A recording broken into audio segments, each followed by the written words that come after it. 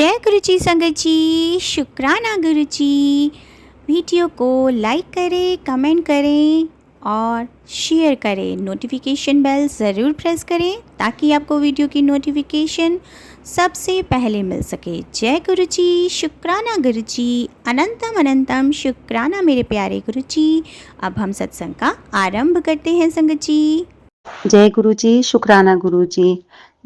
ओम नमः शिवाय, शिव जी सदा सहाय। ओम नमः शिवाय, गुरु जी सदा सहाय। ये मेरा दूसरा सत्संग है, जो कि मैंने पहले सत्संग में आपको बताया था कि गुरु जी ने कैसे मुझे घर, बेटा, बच्चे कैसे ब्लेस किए, उन्होंने उनकी दिक्कत, परेशानी कैसे दूर करी। तो मेरी जर्नी तो 2019 से गुरु जी के साथ शुरू हो गई थी, लेकिन 2021 में मैं गुरु जी से पूरी तरह से जुड़ गई थी। जब मेरे बेटे को खाँसी की दिक्कत हुई, नॉन स्टॉप खाँसी की, रात को इतनी खाँसी, दिन को इतनी खाँसी, मतलब वो अगर एक नॉर्मल चिप्स का टुकड़ा भी खा लेता था, तो खाँसी उसकी स्टार्ट हो जाती थी और रुकती नहीं थी। दवाइयाँ भी असर नहीं कर रही थी, उसकी टेस्टिंग हुई और एक्स-रे वगैरह सब कुछ हुआ। लेकिन कुछ निकलने का नाम ही नहीं था। मैं नहीं जानती कि वो क्या चीज़ रही होगी, लेकिन मैं इतना जानती हूँ कि मेरे गुरु की कृपा तब भी बच्चों पर थी और आज भी बच्चों पर है। तो ऐसे ही एक दिन, मतलब 2 साल से वो, मतलब बेटा मेरा ऐसी खाँसी की प्रॉब्लम से झेल रहा था।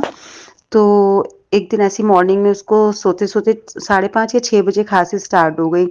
अब वो इतना खाँसता रहा और मेरे को सुन-सुन के दुःख लग रहा था कि ये खाँस रहा है, इसको कितनी प्रॉब्लम हो रही होगी, कितना कुछ हो रहा होगा। मैं मतलब उठी, दवाई दी उसको, उसके बाद मैं खूब रोने लग गई। मैंने कहा, गुरुजी, आप कब तक नहीं सुनोगे मेरी? मैं इतने टाइम से आपके लिए आपसे अरदास कर रही हूँ कि मेरे बेटे को ठीक कर दीजिए, ठीक कर दीजिए। आप हो कि नहीं हो मुझे नहीं पता, प्लीज़।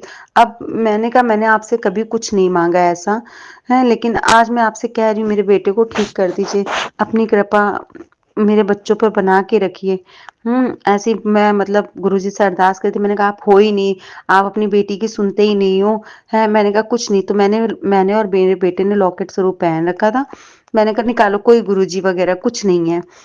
तो उतार दिया और मैं रोते-रोते कब मैं सो गई, मुझे पता ही नहीं चला। तो जब मैं सो गई तो सपने में मुझे साक्षात गुरुजी आए।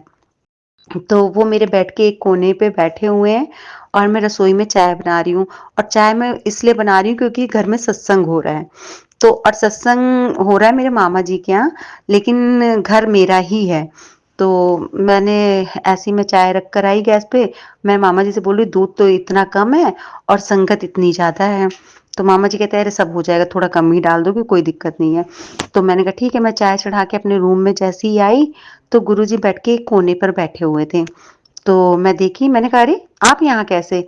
मैंने उनके शोल्डर पे हाथ मारा, और गुरुपा कैसे हैं? तो मैंने कहा, फिर मैं बोली, मैंने कहा, आपको मैं गुरुपा क्यों कह रही हूँ? आप तो वैसे भी मेरी बात नहीं सुनते हो, सबकी सुन लेते हो, सबके दुख दूर कर देते हो, मेरे तो सुनते ही नहीं हो आप। तो फिर वो कुछ नहीं बोले, नीचे मुँह करके बैठे हुए थे, वो कुछ सिल रहे थे। तो मैंने पूछा, गुरुपा ये क्या कर रहे हो आप? तो कह रहे हैं, एनू पक्का करदा पे हैं। मैंने कहा, पक्का करदा पे हो? तो जैसे हम लोग पूजा के टाइम पे छोटी-छोटी चटाइयाँ बिछाते थे, तो वैसी वो चटाई गुरुजी कपड़े से किनारे-किनारे उनको सिल रहे होते हैं। तो अच्छा, मुझे समझ में नहीं आया, उन्होंने इतना ही बोला, एनू पक्का करदा पे हैं। तो इतने में ही थोड़ा-सा देखकर मेरा, मतलब ड्रीम टूटा और मेरी आँख खुल गई। मैंने कहा, सपने को मैं सोचने लगी, मैंने कहा, ये क्या मुझे गुरुजी ने बताया? मुझे कुछ समझ में नहीं आया, लेकिन फिर ज़्यादा माइंड पे जोर दिया, तो लगा, मैंने कहा, गुरुजी मुझे ये एहसास दिला रहे हैं कि अभी तू सच्ची, हाँ, ये भी उन्होंने बोला था कि अभी तू सच्ची नहीं है, एनू पक्का कर दे पिया। तो मैं फिर उस बात को मैंने बहुत सोचा। फिर मैंने कहा, या तो गुरुजी ने मुझे ये इंडिकेशन दे रहे हैं कि अभी तू सच्ची नहीं है, अभी पूरी तरह से मेरे से जुड़ी नहीं है, या मेरे से कनेक्ट नहीं हुई, या तुझे मुझ पे भरोसा नहीं है। कुछ भी उनका, कुछ भी मोटिव रहा हो, लेकिन उन्होंने ड्रीम में मुझे यही बताया। तो ठीक है, फिर मैं समझी। मैंने कहा, गुरुजी, आपको जो भी लग रहा है, प्लीज़ मुझे वो क्लियर कर दो। फिर आया, फिर मैं उठी, मैंने गुरुजी से अपनी जो भी उनको शिकायतें करी थी, उसके लिए उनसे मैंने माफ़ी माँगी। उसके बाद उनका शुकराना किया। फिर से मैंने लॉकेट, प्रसाद और अपना भी पहना और बेटे को भी पहना दिया, और थोड़ा-सा बेटे को आराम मिला, मंत्र जाप करती रही मैं। ओम नमः शिवाय, शिव जी सदा सहाय, ओम नमः शिवाय, गुरु जी सदा सहाय। कहते हैं ना कि जब बच्चों को दिक्कत में देखती है माँ ना, तो आधे से ज़्यादा वो टूट जाती है। फिर उसको चाहे भगवान हो, चाहे कोई भी हो, दुनिया की कोई भी ताकत हो ना, वो लड़ने के लिए ही तैयार होती है कि वो सोचती है कि बस मेरा बच्चा किसी तरह से सेफ हो जाए। मैं भी वही सोच रही थी कि ऐसे मैंने कौन से बुरे कर्म किए जिसकी सज़ा से मु ये मिल रहा है। मैंने कहा अगर बुरे कर्म भी होते तो मुझे गुरुजी ना मिलते और मुझे मेरे गुरुजी मुझे मिले तो मेरे कहीं न कहीं अच्छे तो कर्म है ना। तो बस ऐसे ही सोचकर अपना चालू किया धीरे-धीरे मतलब बच्चे को आराम मिला मतलब चला ऐसा नहीं कहूँगी कि तुरंत ही सब कुछ चीज़ें ठीक हो गई। पर धीरे-धीरे फिर मैंने अपने बेटे को हाँ, मैं भूल गई मैं बड़े मंदिर गई। बड़े मंदिर जाकर मैंने बेटे के लिए लोटा ब्लेस करवाया। लोटा ब्लेस करवाया, उसको जल प्रसाद दिया उससे और आधे जल प्रसाद से मैंने नहलाया उसको। उसके बाद से खाँसी की प्रॉब्लम धीरे-धीरे, धीरे-धीरे ठीक हो गई और उसके बाद फिर कंटिन्यू मैं उसको जल प्रसाद देने लगी। जब वो 21 दिन का मैं मान के आई थी कि मैं 21 दिन में मेरा बेटा अगर इस जल प्रसाद से ठीक हो जाएगा तो मैं मतलब बड़े मंदिर आऊँगी। तो ऐसे ठीक गुरुजी ने मेरे बेटे को ठीक कर दिया। उसके बाद आज का तब का दिन है और आज का दिन है, मैं मॉर्निंग में बच्चों को जल प्रसाद देती हूँ। कभी-कभी भूल भी जाती हूँ, कई बच्चों को जल्दी होती है तो नहीं ध्यान रहा, लेकिन मैं अपने दोनों बच्चों को जल प्रसाद देती हूँ। जब मैंने अपने बेटे के लिए लोटा ब्लेस कराया था, तो बेटी को भी वही दिक्कत थी, वो आए दिन बीमार हो जाती थी। तो मैं दोनों बच्चों के लिए लोटा ब्लेस करा के लेकर आई थी बड़े मंदिर से और दोनों को अलग-अलग देती थी और अलग-अलग नहलाती थी। उससे मेरे दोनों बच्चों पे इतनी कृपा हुई है, गुरुजी की इतनी कृपा हुई है कि शायद मैं नहीं बता सकती हूँ। पता नहीं किसी को विश्वास हो ना हो लेकिन मुझे इतना विश्वास है कि आज मेरे साथ मेरे गुरुपा हैं तो दुनिया की कोई भी ताकत मुझे हिला नहीं सकती है, डरा नहीं सकती है, धमका नहीं सकती है। ऐसे ही मेरे गुरुपा सब पर अपनी कृपा बनाए रखें। मेरे बच्चे उनकी दया, उनकी कृपा, उनकी मेहर से बिल्कुल ठीक हैं। मैं तो यही कहूँगी जिसको भी कोई भी दिक्कत परेशानी लग रही है क्योंकि हमारे गुरुपा आए धरती पे इसलिए थे कि वो सबके कष्टों को दूर कर सकें, ये बीमारियों को दूर कर सकें। बस अपना पूर्ण विश्वास रखना है, सब्र रखना है क्योंकि कई बार हम सब्र नहीं रखते हैं और कहते हैं कि वो अभी इतना टाइम ले रहे हैं। पहले तो गुरुजी हमारे कर्म कटवाते हैं, उसके बाद अपने ऊपर भी कई चीज़ें ले लेते हैं। जब इतने माड़े कर्म होते हैं ना, कई बार नहीं कटवा सकते तो कई बार वो बेचारे अपने ऊपर भी ले लेते हैं। लेकिन हम लोग तो केवल शिकायत के अलावा कुछ नहीं कर सकते हैं। कि आपने ये नहीं किया, आपने वो नहीं किया। तो इसीलिए कहते हैं ना थोड़ा सब्र भी रखें और विश्वास तो है रखना ही चाहिए, बिना विश्वास के तो कुछ नहीं हो सकता। तो मेरे गुरुपा ने मेरे दोनों बच्चों को अच्छे से ब्लेस किया, जो आए दिन बीमार रहते थे, जिनको दिक्कत परेशानी बनी रहती थी, टेस्टिंग कराने के बाद भी और नॉर्मल भी कुछ भी मतलब रिपोर्ट में कुछ नहीं आता था, कुछ नहीं निकलता था, लेकिन बस जो भी होता था, ऐसे ही होता था। डॉक्टर कहते पता नहीं क्या है, पता नहीं क्या है। हो सकता हो कि वो कोई ब्लैक मैजिक भी हो सकता है, कुछ किया कराया भी हो सकता है क्योंकि जलने वाले तो मेरे से बहुत हैं। और मैं क्या ही नाम लूँ, लेकिन गुरुपा हैं जब तक, वो तब तक कोई कुछ भी मेरा नहीं बिगाड़ सकता। ये मुझे पूरा विश्वास है, उम्मीद है, भरोसा है क्योंकि गुरुपा मेरे हैं, मेरे भी हैं और सबके हैं। जो उनसे जुड़ता है, वो सबका कल्याण करते हैं। तो ऐसे ही एक दिन सत्संग सुन रही थी, तो मेरे पास मैसेज आया गुरुजी का कि मैं तेरे घर आ रहा हूँ शिवरात्रि पर, व्हाइट चोले में। तो अच्छा ये मेरे पास 4-5 दिन से लगातार आ रहा था मैसेज। मैंने कहा एक ही मैसेज बार-बार गुरुजी मेरे को दे रहे हैं। तो मैंने कहा क्या ये सच में हकीकत है भी कि नहीं है कि ये मैसेज मतलब हम लोगों के लिए ही होते हैं कि ये सबके पास जाते हैं। तो मैंने ना उसका स्क्रीनशॉट लेके रख लिया। तो उनका मैसेज यही था कि मैं मतलब ये क्या शिवरात्रि पर व्हाइट चोले में तेरे घर आऊँगा। तो मैंने लेके रखा हुआ था स्क्रीनशॉट। मैंने कहा अब मैं भी देखती हूँ कि ये मैसेज मेरे लिए था कि ये सबके पास जाता है, सबके लिए होता है। तो अब शिवरात्रि का दिन आया, हम लोग सत्संग अटेंड किया, सब कुछ किया। तो मेरी एक फ्रेंड है श्वेता लांबा वो मतलब दूर थोड़ा गई थी। तो ऐसे ही मैंने बोला नॉर्मली, मैंने कहा ऐसा मेरे पास मैसेज आया है, पर मैंने उसको चोला नहीं बताया कि गुरुजी का मैसेज आया मतलब बता रही थी कि ऐसे स्क्रीनशॉट मैंने लेके रखा है, ऐसे-ऐसे मैसेज आया था, पर मैंने चोले का रंग-वंग कुछ नहीं बताया था। तो कह रही कहाँ यार इतने बड़े स्वरूप मिलते हैं। तो मैंने कहा यार वो तो बात सही है, नहीं मिलता हम लोगों को क्योंकि जो भी होता है सब बड़े मंदिर से कनेक्टेड होता है या जो सत्संग बहुत बड़े-बड़े स्किल पे कराते हैं या मतलब जो जुड़े होते हैं वो उन्हीं के पास होता है। हम लोग तो नॉर्मल हैं, तो ऐसे ही तो उनको बताया था मैंने। अच्छा वो सत्संग-वत्संग अटेंड करके हम भी सत्संग अटेंड करके अपनी दूसरी जगह से आए तो उनका रात में मेरे पास फ़ोन आया कि रश्मि तेरा तेरा मतलब गुरुजी का स्वरूप तेरे लिए आया है। अरे बाप रे! मैं इतनी खुश हुई कि मैंने कहा बताओ ना किस चोले मतलब किस चोले में है गुरुजी, किस चोले में? कह रही हूँ यार वो तो मैंने देखा नहीं, उन्होंने जैसे ही मुझे दिया, मैं एज़ इट इज़ वैसे ही ले आई हूँ और मैं खोलूँगी तेरे घर पे ही आके, तू वेलकम करने की तैयारी कर ले। अच्छा, तो उन्होंने ऐसे बोला मैं इतनी खुश अब वो उन्होंने बोला मैं 1 घंटे तक आ जाऊँगी। अब मुझे सब्र ही नहीं हो रहा बिल्कुल भी।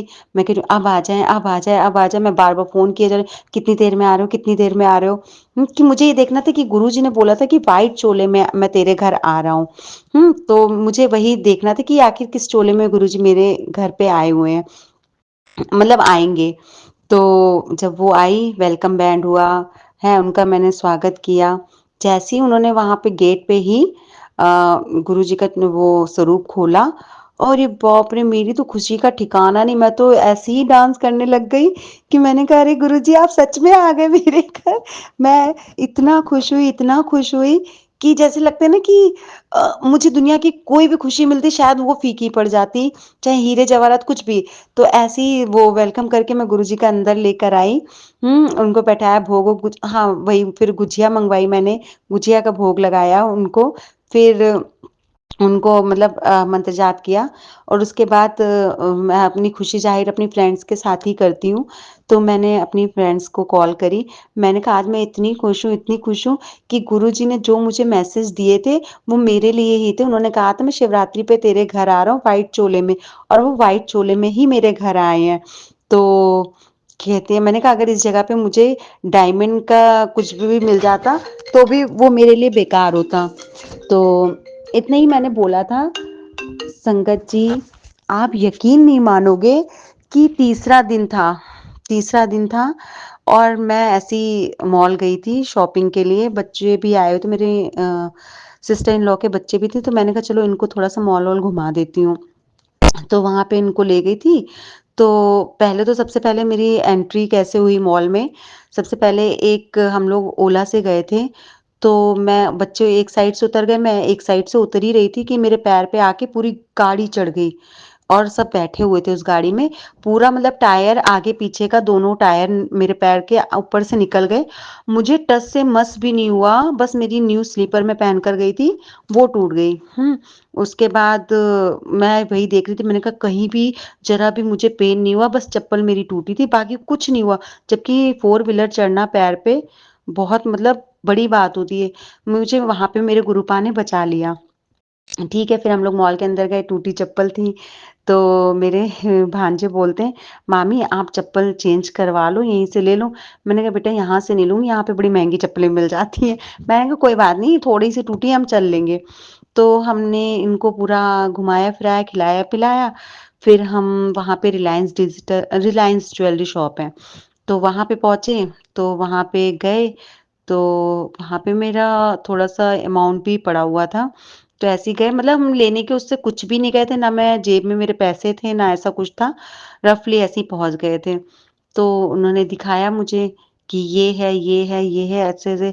तो वहाँ पे मैंने डायमंड के एक इयररिंग्स लिए बड़े-बड़े और एक रिंग ली, हैं। अच्छा मैं आ गई उसको लेकर सस और मैंने ये एक्सीडेंट की बात जो मेरे साथ गाड़ी वाला हुआ मैंने घर पे बताई। तो सबको हल्की-फुल्की लगी लेकिन फिर जब बच्चों ने बताया कि मामी को खरोच भी नहीं आई और इतनी बड़ी गाड़ी मामी के पैर से निकल गई, तो सबको ताज्जुब भी लगा कि मतलब कुछ भी नहीं हुआ संगत जी, कुछ भी नहीं हुआ। मेरे गुरुपा मेरी कैसे रक्षा कर रहे थे ये तो वही जान सकते हैं। फिर ऐसे ही बैठे-बैठे एक दिन मतलब जब मैं ये रिंग वगैरह सब कुछ लिया मैंने आते ही गुरुजी के आगे रख दिया था। पर मेरे दिमाग में ये बात क्लिक नहीं कर रही थी कि मैंने जिस दिन गुरुजी का स्वरूप आया उसी दिन मेरे मुँह से ये बात निकली थी, अगर मुझे इसकी जगह डायमंड का भी कुछ मिलता ना, तो शायद वो भी मेरे लिए बेकार होता। तो 3 दिन ही के अंदर मैंने डायमंड की चीज़ खरीदी। तो उसके बाद फिर ऐसे ही बैठे-बैठे एक दिन मैं सोचने लगी, मैंने कहा मैंने उस दिन ये बात बोली थी और गुरुजी ने मेरी ये बात पूरी कर दी। मतलब मैं ये सोची थी, मैंने तो ऐसे ही बोला था कि मुझे अगर डायमंड का कुछ मिलता तो मैं शायद इतनी खुश ना होती, लेकिन उन्होंने मुझे डायमंड ही दिला दिया। लो फिर तो मैं और खुश हो गई। कहते हैं ना कि जब एक के बाद एक-एक चीज़ पूरी होती चली जाए, तो मन प्रसन्नता से भर जाता है। फिर मैंने अपनी फ्रेंड्स को शेयर करी बात, फिर कहती है, "अरे! ये तो है।" फिर संगत जी मेरा ये सीन है, जब से मैं अपना अलग हुई हूँ, तो मेरा एक सिस्टम बन गया था बच्चों के भी करके कि 1 महीने में बड़े मंदिर जाती थी और 1 महीने मैं अपने घर पे सत्संग कराती थी। जिस महीने में मैं बड़े मंदिर नहीं जा पाती थी, उस महीने मेरे घर पे सत्संग होता था। मैं कानपुर में रहती हूँ और दिल्ली में बड़े मंदिर छतरपुर, तो वहाँ पे जाना अकेले जाती थी, सैटरडे को गई, संडे को वापसी हो जाती थी मेरी क्योंकि बच्चों को भी स्कूल भेजना होता था। जब बच्चों की छुट्टियाँ होती थी, तो बच्चों को भी ले जाती थी साथ में। तो ऐसे ही हमारा ये सिलसिला गुरुजी ने जारी रखा, आज भी जारी लेकिन हाँ, अब जब ये इस फरवरी में जनवरी में मैंने थोड़ा बड़ा सत्संग कराए थे बाहर बैंक्वेट में, लेकिन अभी फरवरी में ना तो मैं बड़े मंदिर जा पाई हूँ और ना ही इस महीने मेरा सत्संग हो पाया है। हो सकता है इसमें भी गुरुजी की कोई मर्ज़ी हो क्योंकि बच्चों के एग्ज़ाम थे और फिर बड़े मंदिर में जहाँ पे मैं अपनी भाभी के साथ जाती हूँ, उनके भी बच्चों के एग्ज़ाम थे, तो उन्होंने कहा था कि मार्च में आना, मैं 3 मार्च के बाद खाली हो जाऊँगी, तो मैं मार्च में ही जाऊँगी। बाकी सत्संग का तो कुछ नहीं कह सकती, गुरुजी ने जब चाहा, जब सोचा तभी हो जाना है। क्योंकि अभी शायद गुरुजी खुद देख रहे हैं कि मैं थोड़ा-सा बिज़ी हूँ, नहीं करा पा रही हूँ, लेकिन जब वो सोचेंगे तो सब कुछ हो जाएगा। उनके सोचने ही से सब कुछ होता है, मेरे सोचने से कुछ नहीं होता। वो क्या सोच कर बैठे हैं, क्या प्लानिंग करके बैठे हैं, वो वही जान सकते हैं। है कि गुरुजी ने मुझे अपने आप से 2019 में जोड़ा। अच्छा वो गुरुजी मेरे घर खुद एक छोटा-सा स्वरूप मिला मुझे मेरी फ्रेंड के द्वारा। वो दिल्ली से आई और उसने मुझे दिया। कहने लगी ये गुरुजी हैं। अच्छा स्वरूप देख के मैंने कहा ये गुरुजी हैं? तो मुझे हँसी भी आई। मैंने कहा ये तो बिल्कुल डॉन जैसे लग रहे हैं। फिर कोई बात नहीं मैंने वो स्वरूप लिया छोटा-सा था पॉकेट स्वरूप। वो मैंने अपने उसमें एल्बम क्या बोलते हैं फ़ोटो फ्रेम में लगा दिया। और उसे अपने बेड के ऊपर एक अलमारी बनी है, उसपे वहाँ पे गुरुजी को रख दिया। हुँ, उसके बाद ऐसे ही होता रहा मैंने ना तो उनको ध्यान मतलब उन पे मेरा ध्यान गया ही नहीं। वो ऐसे जैसे शो पीस लगता है ऐसे ही गुरुजी मतलब मेरे उसमें लगे हुए थे शोकेस में। फिर ऐसे ही टाइम बीतता गया, हम नीचे वाले पोर्शन में रहते थे, ऊपर वाला पोर्शन कंप्लीट हो रहा था, तो वो बन गया हम लोग 2021 में ऊपर गए। हाँ, 2021 में या 22 में ऐसी नहीं 21 में ऊपर गए, रहने के लिए ऊपर हम पूरी फैमिली से शिफ्ट हो गई रहने के लिए। उसके बाद फिर ऐसे ही टाइम आता रहा गुरुजी का द एकदम से मेरे माइंड में क्लिक हुआ। मैंने कहा गुरुजी वो मेरे को मेरी फ्रेंड ने दिए थे। फिर मैंने कहा वो तो अच्छा नीचे रूम में लगे हुए हैं मेरे, तो कोई बात नहीं ऐसी एक पैसे की कोई दिक्कत थी, वो फँस गई थी। मैंने अपनी एक फ्रेंड को पैसे दिए थे और वो कह रही थी कि उसने पैसे नहीं दिए। तो मतलब बात पैसों की नहीं थी, बात बस इतनी-सी थी कि अमाउंट जैसा अमाउंट नहीं और अपनी इंसल्ट फ़ील होती। मतलब मैं झूठी साबित होती कि जबकि मैं दे चुकी थी पैसे। तो ऐसे ही मैं लेटे-लेटे मैं गुरुजी से कह रही हूँ, मैंने कहा अगर गुरुजी आप में शक्ति है, तो ये चीज़ क्लियर करिए कि मैं उसे पैसे दे चुकी हूँ और वो भूल गई है। तो ऐसे ही मैंने अरदास करी गुरुजी से, मतलब उन्हें मैंने जानना चाहा कि उनमें शक्ति है कि नहीं है, मैं उनके बारे में कुछ नहीं जानती थी। तो 3 दिन या 4 दिन बाद उस मेरी फ्रेंड का फ़ोन आता है कि रश्मि तूने पैसे दे दिए थे, जो तूने मुझे पर्स दिया था उसी में वो एनवेलप पड़ा हुआ था और वो मेरी फ्रेंड के पास चला गया था, तो उसने मेरे को अभी कॉल करके बोला कि इसमें ना आपका एनवेलप मिला है वो भी 4000 अमाउंट के साथ। तो मुझे लगा कि वो तेरा ही है। तो मैंने कहा मैंने आपको पहले ही बोला था कि मैं पैसे दे चुकी हूँ। तो इससे मुझे गुरुजी पे उस दिन से थोड़ा-थोड़ा विश्वास बढ़ने लग गया। उसके बाद मैंने उनका शुकराना किया, मैंने कहा जय गुरु जी आपने मेरी लाज बचा ली। फिर ऐसे ही टाइम होते-होते बीता, फिर ऐसे ही यहाँ पर भी मंदिर है गुरु जी का, तो वहाँ पे मेरी फ्रेंड ने चलने के लिए कहा, तो उस समय हमारी देवर की शादी रिसेंटली हुई थी और सबका यही सीन था कि मुझे अलग कर दिया जाए। तो मैंने भी उस पे एग्री कर दिया, मैंने कहा ठीक है अब आप मुझे अलग कर दो। तो मैं गुरु जी के मंदिर गई तो मैंने गुरुजी से बोला, "गुरुजी मुझे कुछ नहीं समझ में आ रहा मेरे फ्यूचर के लिए आगे क्या ठीक है और क्या नहीं ठीक है। जो कुछ भी है वो सब आप जानते हो। अगर मेरा अलग होना सही है मेरे लिए तो आप मुझे अलग कर देना, अगर नहीं सही है तो भी आप देखना। बस मुझे अलग करने से पहले ये सोच लेना आप कि मुझे किसी के आगे हाथ ना फैलाने पड़े, मेरे पास ऐसा कुछ भी नहीं है।"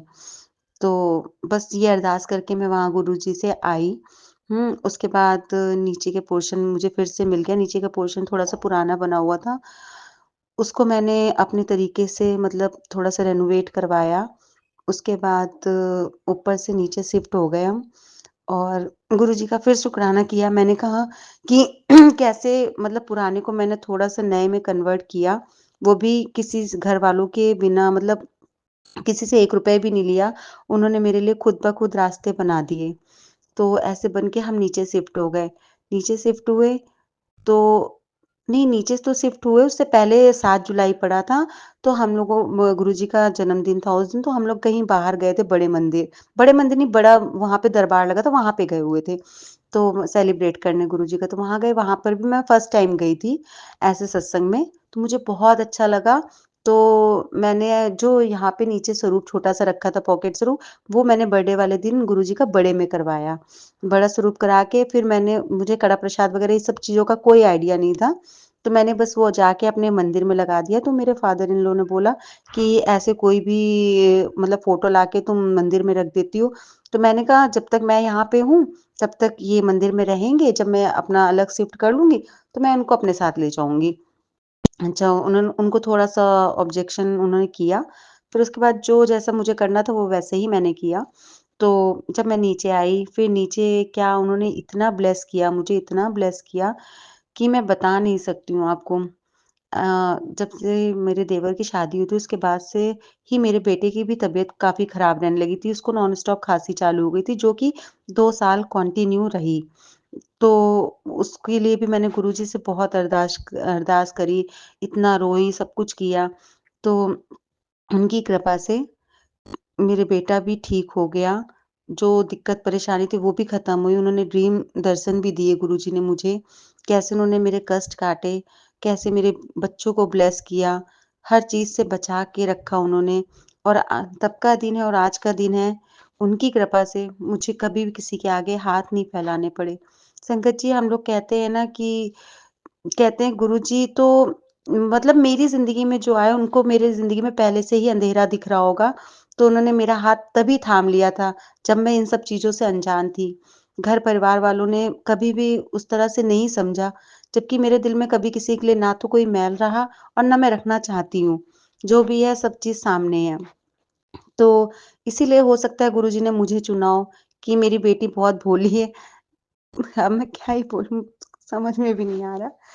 लेकिन मेरे साथ जो भी हुआ है, जैसे भी हुआ है, मैं सिर्फ़ अपने गुरुजी को ही जानती हूँ और मैं अब इतना मानती हूँ उनको, इतना मानती हूँ कि उठते-बैठते तो दिमाग में वो रहते ही रहते हैं।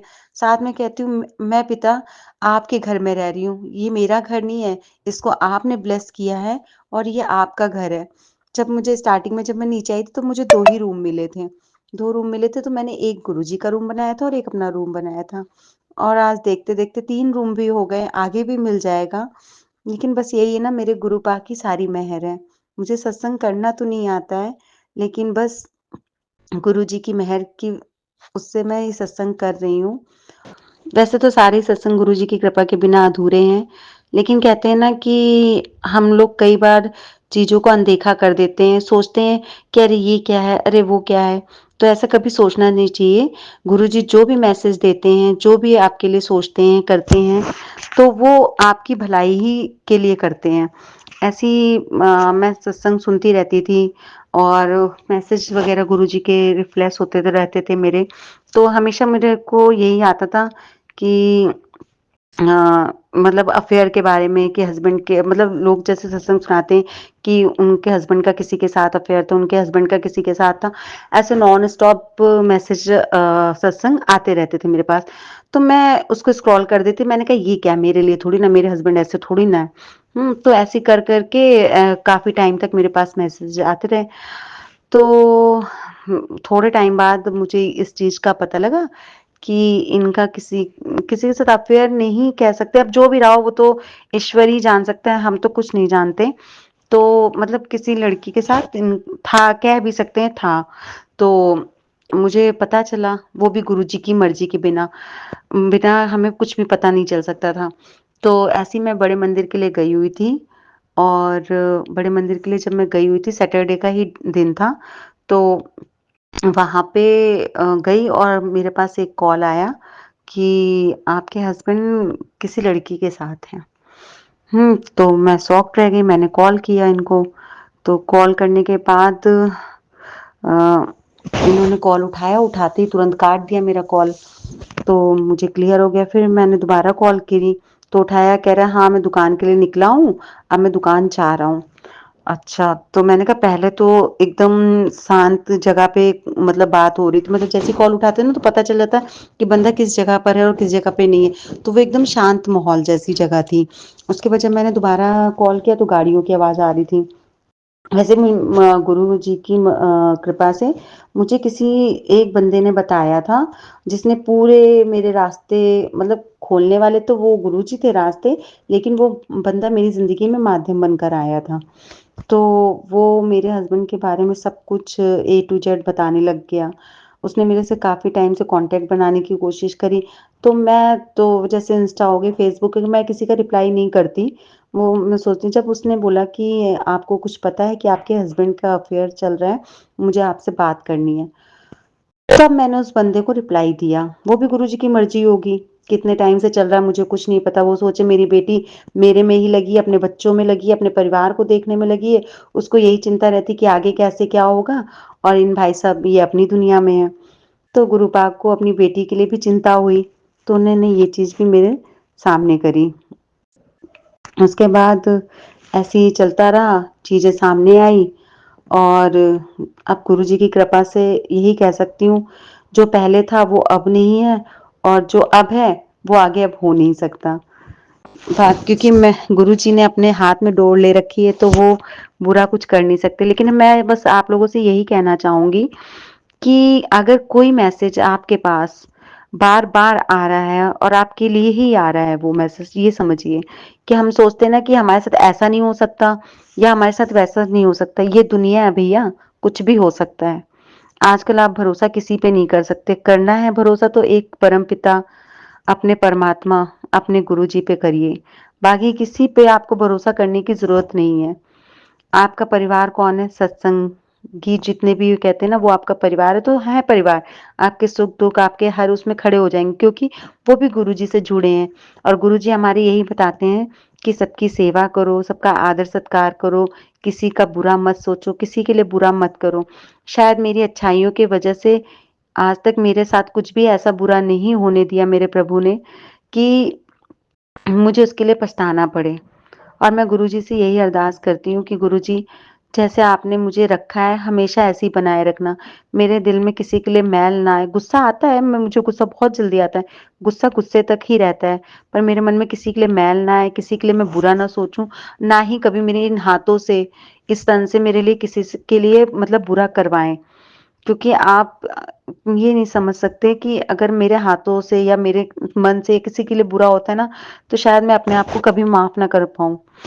तो मेरे गुरुजी ने इस तरह से मेरे हस्बैंड को भी उस बुरी औरत से और पता चला उस औरत ने इनके ऊपर कुछ करा रखा था कि मतलब वो हमारे स्टाफ की थी, तो सोच रही थी कि इनसे पैसा मिलता रहे, वो अपना घर चलाती थी इनके पैसों से, सब कुछ करती थी। तो फिर देखिए एक बात है ना, अब मैं ना इनको सही कहूँगी ना उसको सही कहूँगी, दोनों ही गलत थे अपनी-अपनी जगह पे।